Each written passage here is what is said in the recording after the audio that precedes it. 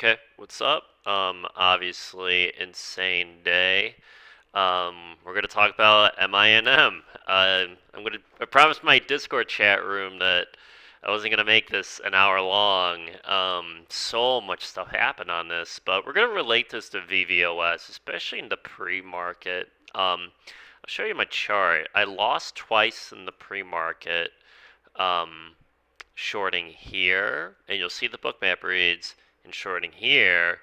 Um, and I took a loss. Scalped this move. I'll go over why I treated it as a scalp. And then had the best reads. I both longed the bottom of this fake breakout, this clear out short trap candle. I longed the bottom of it at 7, sold it into the push into the nines, and then we got the low volume pullback 1 minute long trap, the 1 minute flag long trap, and I shorted on the push. It broke these 950 ask. It pushed towards high a day. It cleared out every single lower high.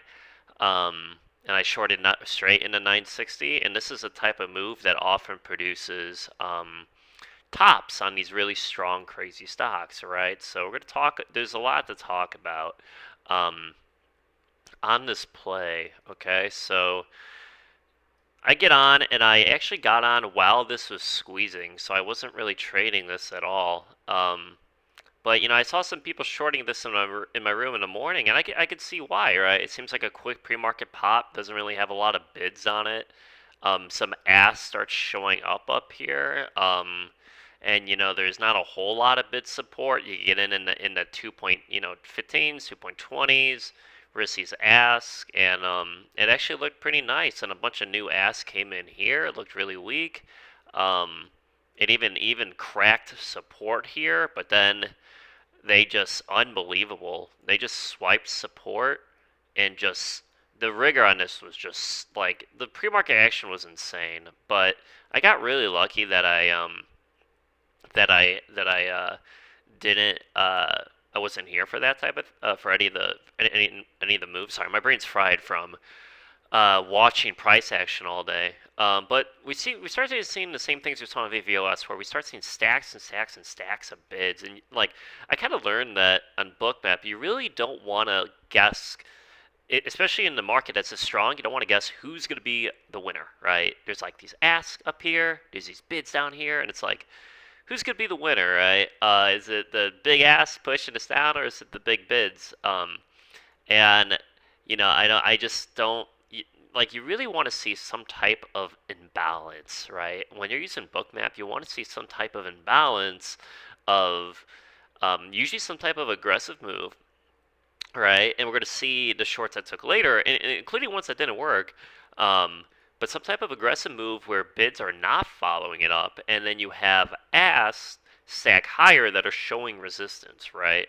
In this case, we had bids down lower, um, pushes towards the ask, and then if you look at the order book, there's just like there's empty space between here and here, and then once this breaks, there's nothing up here. There's nothing like you're just relying on new orders to show up on the book, right? At this point, because at this moment in time, there's not if we really, really, really zoom out, there's really the book is so empty. The higher and higher, like there's nothing up here. So it's like once in a strong market on these low floats, I mean, how does something go up 1,000% in the pre-market? It's just someone's throwing up bids and there's no offers up higher, and they keep throwing up bids. So what do we see? See bids here. Here's a new high day. See more bids.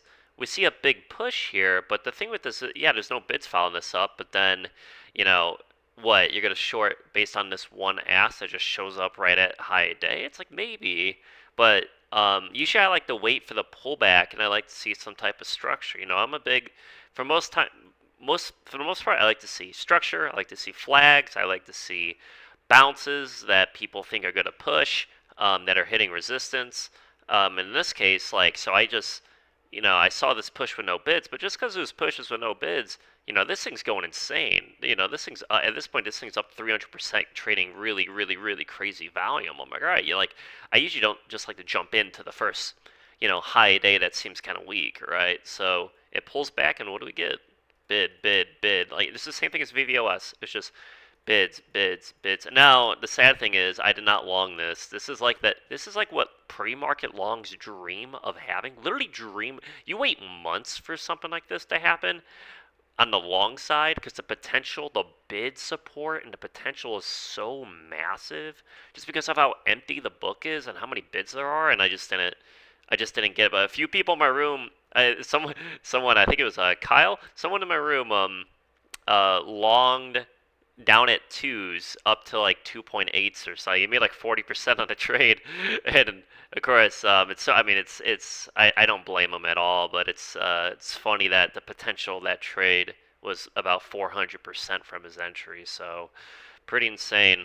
Again, we just got tons and tons and tons of bid stacks, so it's just like I really don't see any reason during this consolidation, and we got like bids up here, bids down here. The order book's not really impressive to the upside, so it's like, what, you're just gonna bet that just because it's extended, every single one of these bids is gonna go down? It's just like, you know, like what are you gonna do? Like there's just constant bids. Look at this. Like you just see, and every push has more and more bids follow this up, and it's just like, and then again, the order book is just a lot of these orders are just new people who are trying to get filled on the way up, which sometimes works. You could use new orders that show up all the time to make shorts, but um, like you really want that in balance. I'll show you. Okay, we'll just skip ahead to like what my actual short was. Um, my first actual short was here. So now we're getting this crazy high day squeeze, and we'll go to the chart really fast. Go to the chart. Oops. Oops. Oops. Go to chart. At this point, we're here. Right, we're at this big squeeze, pullback. There's bids, still bids there.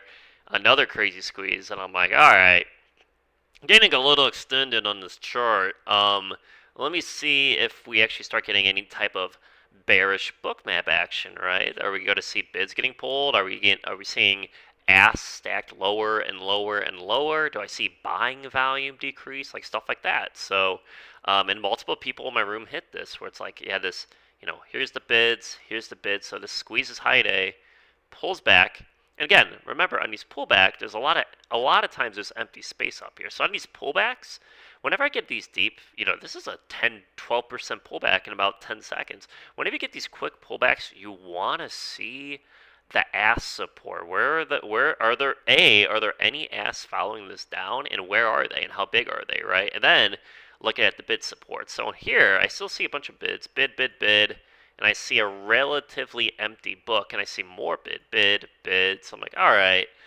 still looks pretty strong. There's a 750 guy here, and then what I saw was a new ask come lower at 730, right? And then I start to see the bids pull, right? I start to see, so there's really one bidder, and I'm seeing this bid, this bid, this bid are all start to pull, and I see this guy getting walked down. He walks it down. Ask being walked down is a good thing. It can lead to a short trap, but overall, it's just like how bids following a stock up is a good thing. Ask moving a stock down, and with bid support pulling is a good thing. And then we get a big crack, and I'm like, okay, cool. I had a good average in the sevens, and I'm like, all right, let me, this could be a possible top. This thing's up 600%, 500%. I like that type of signal. But again, what do we get? And keep in mind, I didn't cover any down here. We get a deep pull. Every time we get a deep pull, creates a bunch of empty space at upside. So I'm looking to see where the asks are coming in at. And it's not a whole lot. You see this book is pretty, there's a new guy here, one guy here. We see all that. And they just, look at what they do. They just threw up some bids at the bottom. And they just slap, slap, slap, slap, slap, throw up some more bids.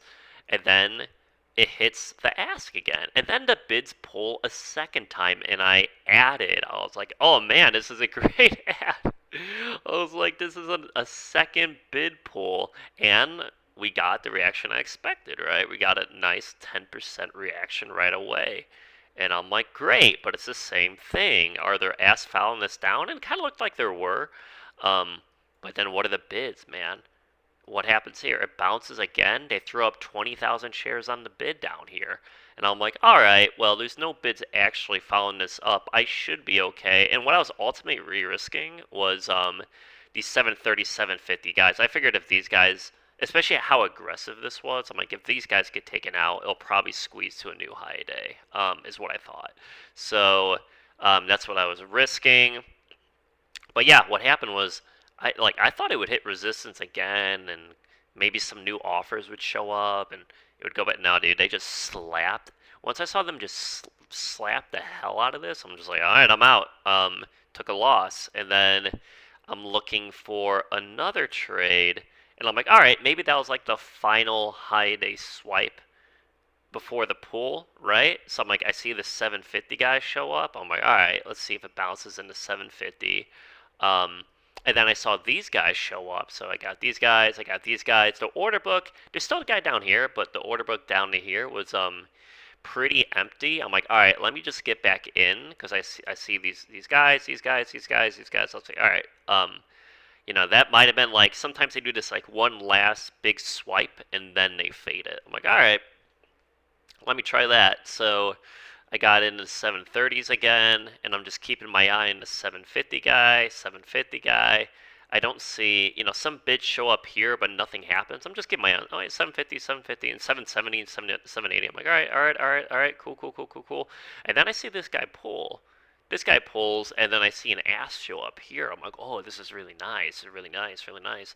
Um, and we get a nice crack into the 620s. I'm like, great, man. Look at all these ask up here. Look at all this no bids. We got this one guy at 6, but besides this one guy, the book under 6 is pretty empty. I'm like, all right, maybe I nailed it. Super cool. But I did take a little bit off just because I learned in a lot of stronger markets. We saw this with VVOS yesterday. VVOS kind of brought me back to April and May when this stuff was happening, where you get really good entries, and then you get like 15-20% fades, and then it would come back up. So I learned in really, really, really crazy markets to take some partials. So I'm like, all right, I saw the 6.5 crack. I'm like, all right, let me just take a little bit off. And man, and they rotated back up, bid, bid, bid, bid, and they just squeezed. And I just got out. Um, I saw the bid follow up, and I saw this. This was the stuff I was ultimately risking, like these guys, these guys, these guys. And once these got taken out, I was just like, I'm out. I just got to get out. Like this market is crazy. We really haven't seen this level of strength since April and May. So, um, and then now we're starting to get closer to market open. Again, I really didn't have a read on this. There were some bids down here, but there weren't. I don't like it when there's kind of like an empty book. Say we're right here. Say we're right here, right? It's like I don't want to short 850 because the next level's at 9, so I don't like. Even though there's no bids down here, there's no ask up here. So I'm like, all right, like I don't want to short here just because there's too much potential for crazy stuff to the upside to happen. And then once it starts going towards the bad, I don't want to chase down here because now look at this. Like from 8.3 to 9, there's nothing here. So it's like, well, I need an ass to short into. A few start to show up, but it wasn't really that big. It wasn't like that significant. It wasn't like some type of crazy aggressive move. What's nice about stuff like this is like this is a crazy 12% dump into a bounce into thicker, followed by an 8% bounce into some ass showing up. It's like, but in this case, it's just kind of grinding. Um, it's just kind of grinding. There wasn't really a lot of resistance. I know there's no bids down here, but like, man, I really want something cleaner to short into.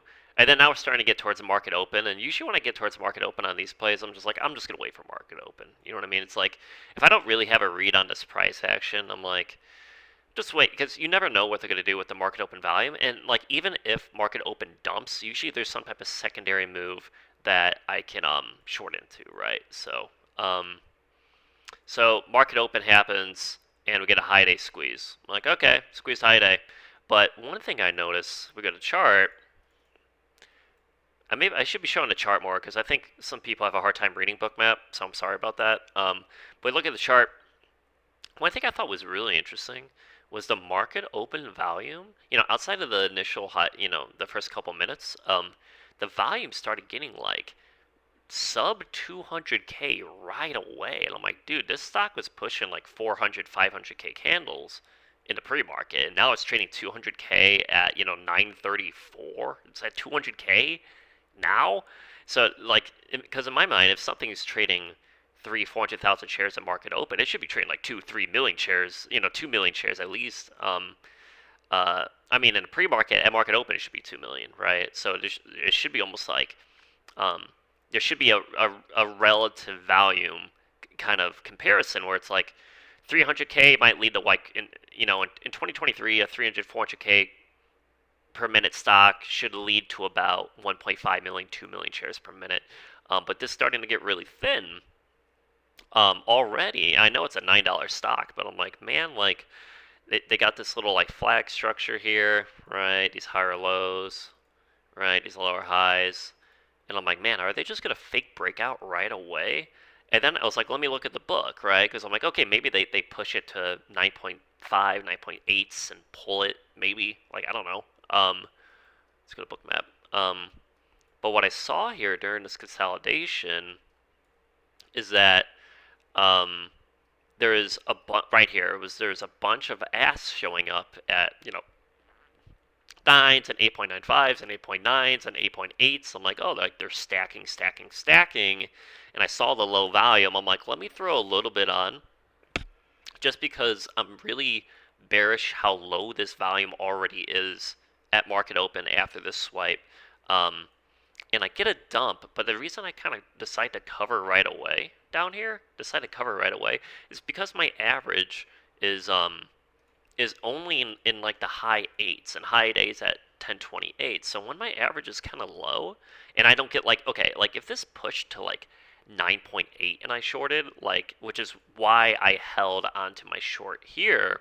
Um, like when I get long traps at the top that are super super close to high 8A, it gives me a lot more conviction to hold my trades. Not only is my risk tighter, but those types of trades tend to fade better, right? When you the closer the long trap is at the top, the better stocks tend to fade because it's kind of like a lot of times like stock moves like this end up being do or die moves. Either this is the long trap that produces, you know, a big fade, and we see this is sub 5 right now. I had 9.6s up here.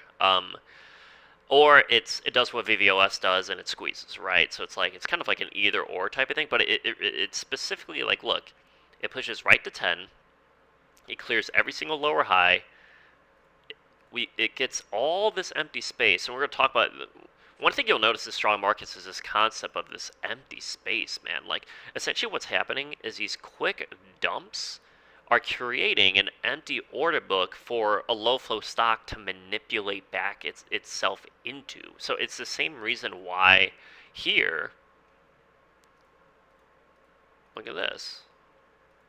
That's a bunch of empty space, right? We get quick dump,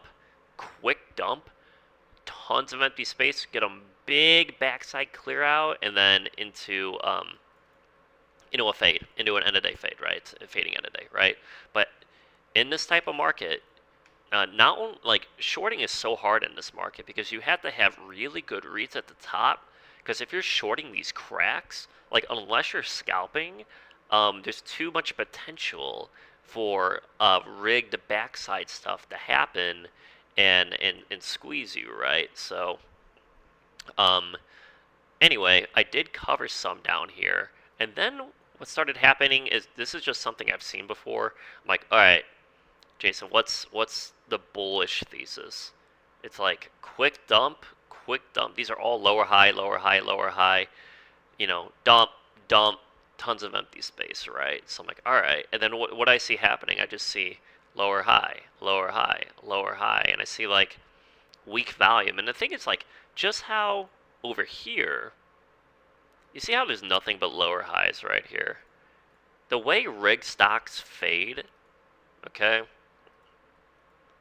rig stocks don't just lower high into a crash, especially if they already made big moves to the downside earlier. You get big move to the downside, big move to the downside, and then you just start getting 30, 40, 50 minutes of lower highs. These almost never crack. These almost never crack. Like low floats are very counterintuitive, right? Like they don't just you don't just get 17 million lower highs into another 30% fade. It's just not how it works, right? What they're actually going to do is they're going to discourage longs from how much weakness this has, and then they're going to get shorts in, and then they're going to do some type of backside move like this. They're going to do some type of where they start to rotate and take out these lower highs, right? So we see that over here, same thing. It's just like tons of weakness.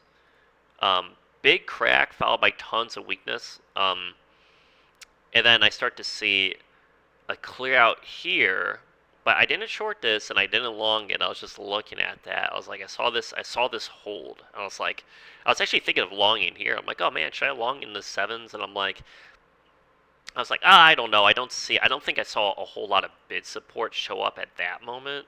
If we go to that's this move. So oh wait, that's oh yeah, it is this move. At yeah, at 10:21, right?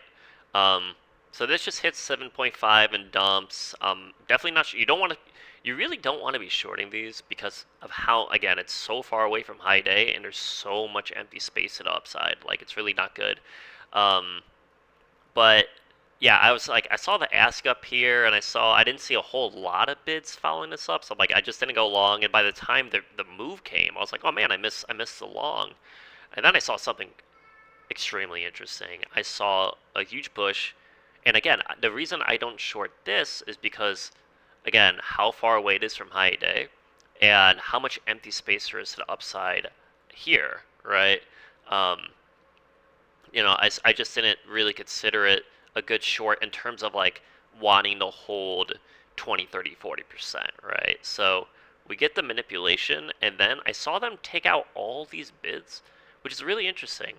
That means these guys put all these bids here to catch all this selling, and then they just like start rotate. So they all these bids were real bids, probably from the rigger who got filled and started to rotate. And when I saw this rotation back up, I just instant long this. I was like, I bet this, because the thing about like a lot of longs, a lot of like manipulated longs, if retail could see the grind up, it's usually not a good long. But the way manipulated longs tend to work is it does some crazy, crazy, crazy, crazy thing, and then the big squeeze happens. It happens because retail longs aren't seeing it, and retail shorts aren't seeing how of course they're gonna think like, look at this. Of course they're going to think it's manipulated, and I can actually show you.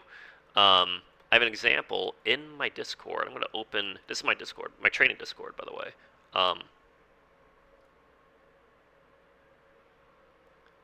There is a chart here, BIOC from September 3rd. Clear out candle, pullback, big rotation towards high day. This is the same exact. And when I saw MINM do this, I was long, so I longed it in the low sevens. But when I saw, so I longed into sevens. When I saw this stall with the low volume pullback, I was like, this is a great short. And I remember that BIOC chart. I was like, this is a great, great short. Because if this was, because this fake up halted and started getting really low volume, and I'm like, man, if they do a second push, which is pretty normal, take out these lower highs, I was like, this would be, and there was definitely a big ask at $10 to kind of risk into too. So I'm like, all right, like I was like, if this was going to squeeze high day, it would have up halted and unhalted above high day and kept squeezing. But since it did the low volume pullback, I was like, I full sold my long.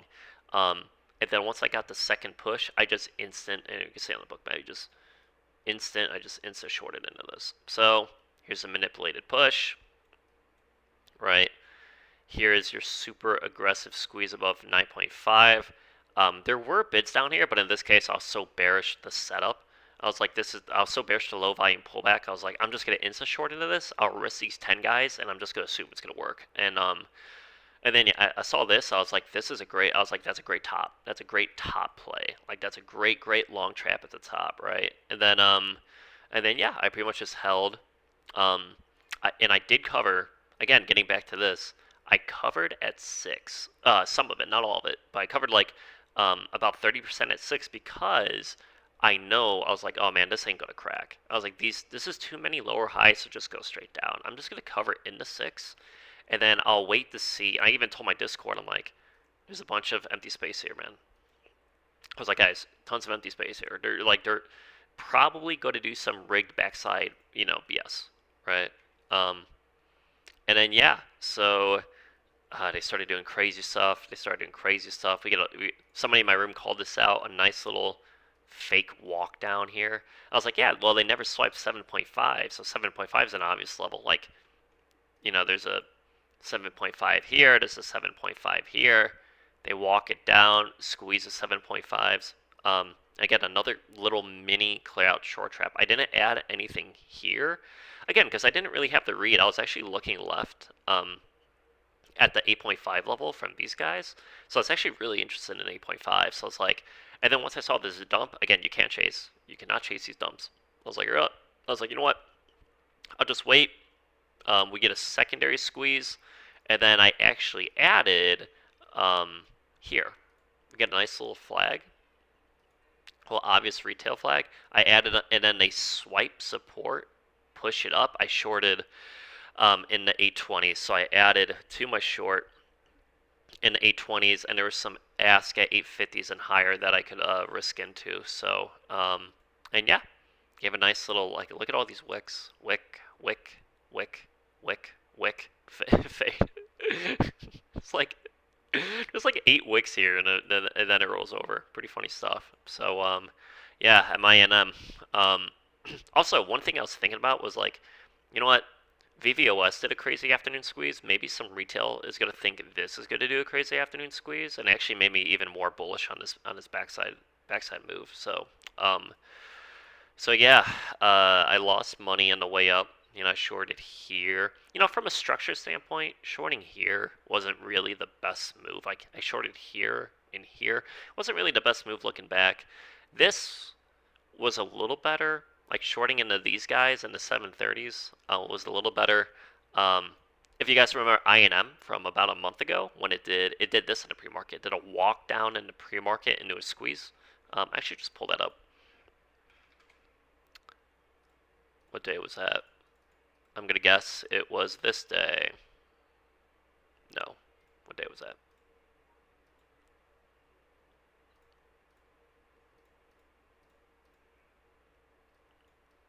There you go.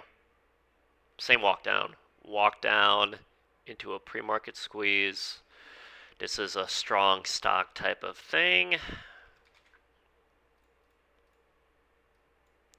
Walk down into a squeeze, same squeeze. So sadly, I was short and I took a loss on it. So even if you are familiar with the pattern, you know, because the thing about these big pushes is like you have to pick a bias. Like every time a stock, and a lot of times Bookmap helps me pick a bias. Like it helps me be bullish on this consolidation and this consolidation, right? Because it's like there's so many bids. Um, but then once the price action starts getting more volatile and we start getting these like extreme moves into ask up here and bids getting pulled, then I become more interested, right? And sometimes you pick a bias, you go short. It seems to work. Both these trades seem to work both times, and then yeah, you can still take losses, and that's especially in a strong market. That's how it is. But yeah, this is amazing. I longed 702s and I shorted 960s. This was actually great. I made all my money back. So some manipulated reads on MINM. Bookmap very helpful on a lot of these. Sometimes but sometimes bookmap is weak. You short it, you get the move you want, and it still comes back up, right? So that's going to happen in really on really strong stocks. That's 100% going to happen. So MINM, crazy, crazy, crazy play. Um, so yeah, information down below about the bookmap, or about my Discord. Lots of stuff in there. Anyone who stayed this long. Um, and yeah, here's my chart. Um, some losses, some wins. So pretty nice. All right, have a good one, guys.